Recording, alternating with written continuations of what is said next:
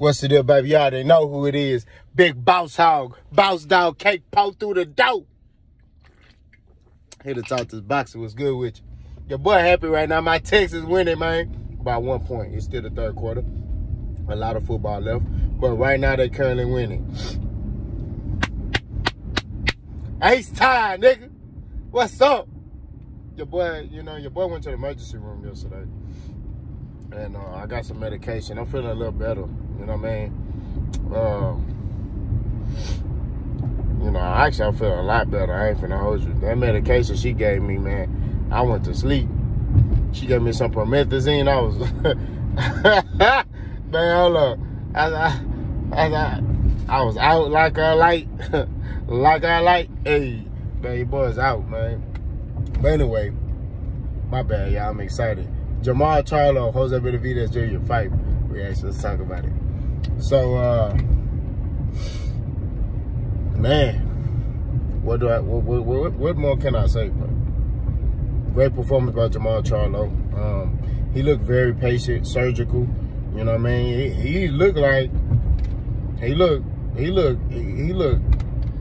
like he been fighting. You know what I'm saying? I'll say a little bit of ring rust was, on the defensive side. Like, he was getting caught with shots that he normally don't get caught with, in my opinion.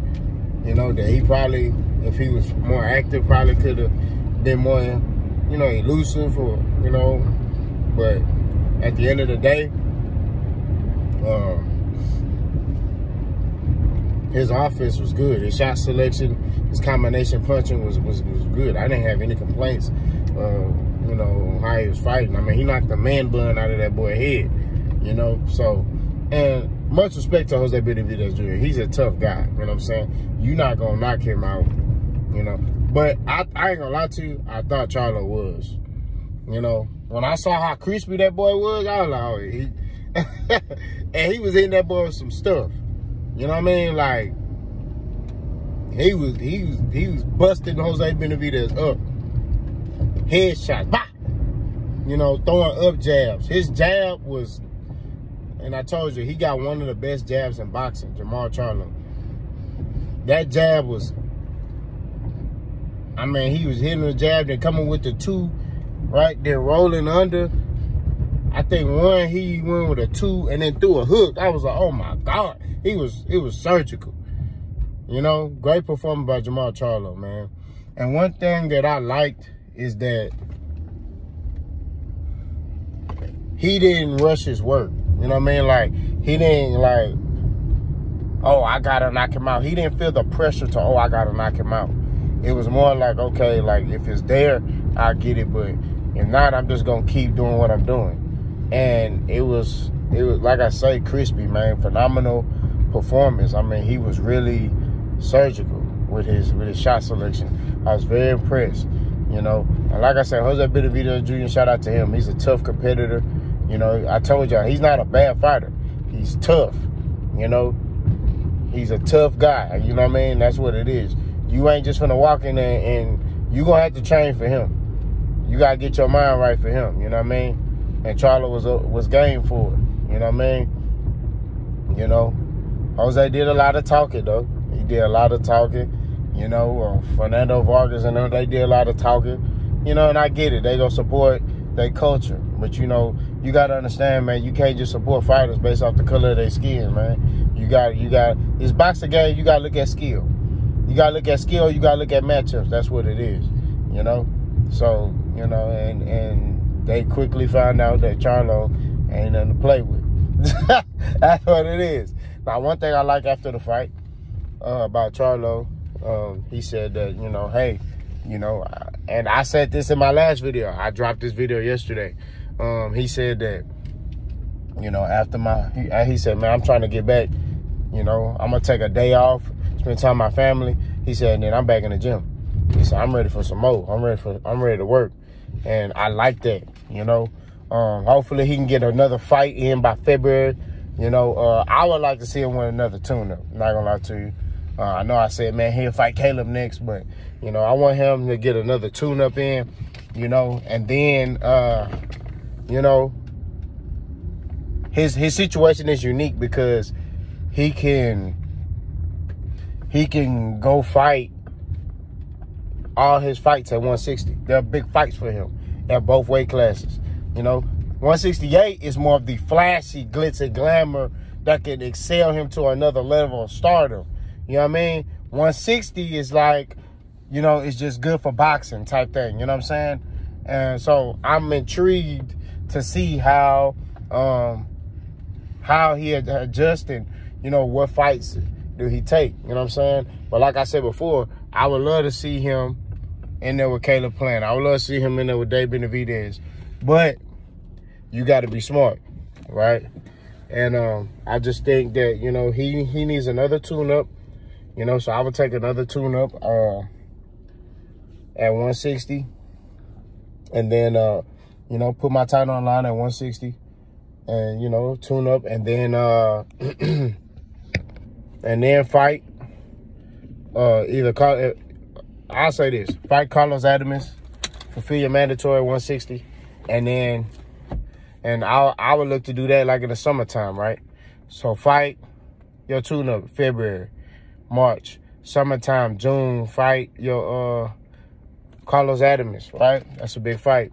Then in the fall, try to unify with Janabek. I think Janabek has the IBF.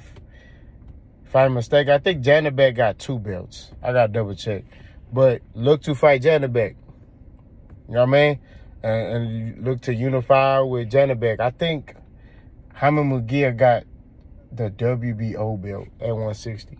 If I ain't mistaken, I don't think Jaime Munguia moved to 168 yet. So that's a good fight. You get what I mean? Real good fight.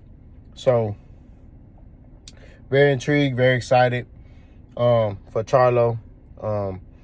Sky's the limit for him, man. It's a lot, like I said, it's a lot of fights for him. So he just got to get in there and stay training, stay in the gym, and stay like that and stay focused, man. And that's what it is. I was very impressed with his performance. It was a good win. And, you know, it's on to the next. I'm kind of saddened that, you know, him and his brother not talking. You know what I'm saying? At the end of the day, man, look, we all got family members we don't fool with. I got family members I don't fool with.